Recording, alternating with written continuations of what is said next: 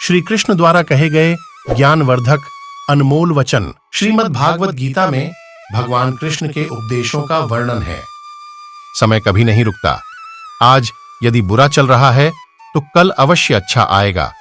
आप केवल निस्वार्थ भाव से कर्म कीजिए, केवल वही आपके हाथ में है। मनुष्य कितना भी गोरा क्यों ना हो, परंतु उसकी परछाई सदैव काली होती है।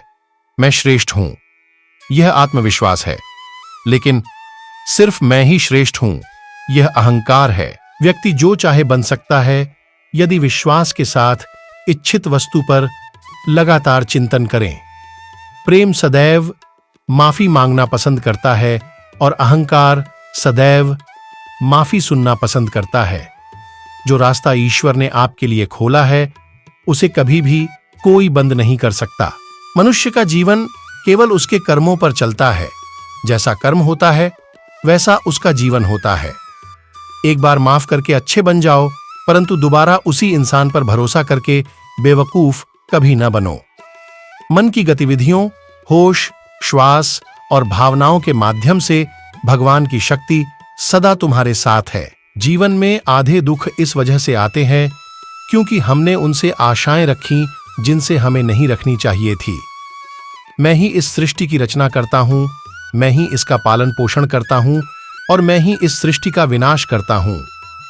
जब संसार में धर्म की हानि होगी, अधर्म की विजय, तब मैं इस पृथ्वी पर अवतार लूंगा। जीवन में आधे दुख इस वजह से आते हैं क्योंकि हमने उनसे आशाएं रखी जिनसे हमें नहीं रखनी चाहिए थी।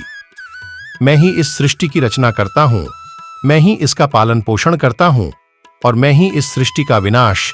शांति से भी दुखों का अंत हो जाता है और शांत चित्त मनुष्य की बुद्धि शीघ्र ही स्थिर होकर परमात्मा से युक्त हो जाती है।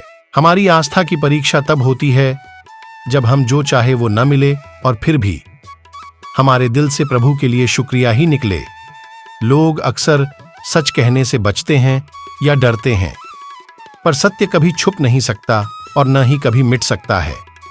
कितना भी छुपा लें, पर सच तो उजागर हो ही जाएगा। जो बात सच पर आधारित हो उसे करने या कहने और मानने से कभी नहीं डरना चाहिए।